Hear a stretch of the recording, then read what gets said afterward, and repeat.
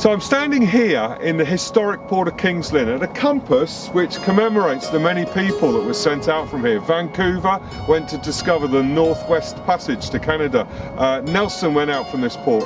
But this place was also a Hanseatic port, which was a trading organisation in the 14th, 15th and 16th centuries. It was a mutual organisation to benefit towns and ports up into Northern Europe, right round from Germany, Holland, right up into the Baltics and around into the Scandinavian nations.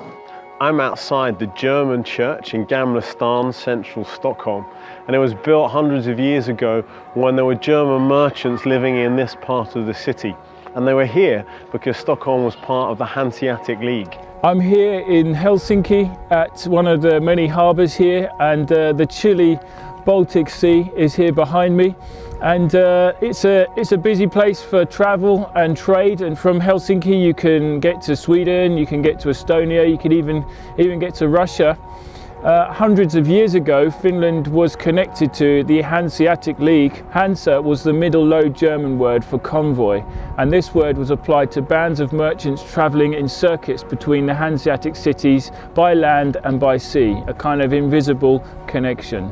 Behind me here is a warehouse in King's Lynn associated with the Hanseatic League. It's the only such building in England.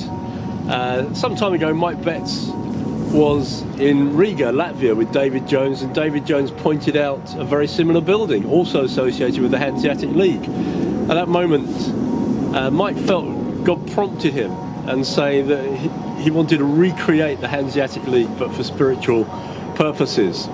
Mike had no idea what that meant, and so we spent some time researching what was this, and we found a remarkable story about the Hanseatic League, a collaboration of trading partners across North Europe. No dominating power, no nation or group that in any way was dominating things, but they were mutual stakeholders working together for mutual benefit, mutual defence, and prospered for many, many centuries. Growing from a few North German towns in the late 1100s, the League came to dominate the Baltic maritime trade for 4 centuries along the coast of Northern Europe.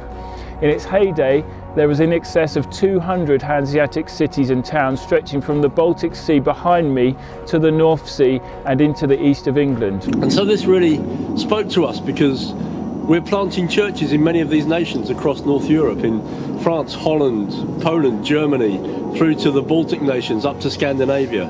This is a mission field, one of several that God has directed us to in relational mission. And it doesn't just speak of a territory, it speaks of a philosophy. It's not about one dominating group or nation, it's about equal stakeholders, people working together for the mission of God. So what does it mean for us to recreate the Hanseatic League in our day? How can churches from the UK to Russia and everywhere in between, how can we get involved in each other's mission? How can we share resources? How can we defend one another? How can we launch and plant new outposts for the common mission that we have? How can we extend our mission? We'd love you to join and be part of this mission. People went out from here. We'd love to send people out from towns all over England and Europe into other towns to plant churches, to see vibrant New Testament communities of faith grow, passionately seeing people coming to Christ and building more churches and planting more churches. We've got a compass here. We want to send people out all over the place. Do you think you might be called? Would you like to come and join us? Please get in touch with myself or Morris or the team, and we'd love to begin a chat about how you can plant churches.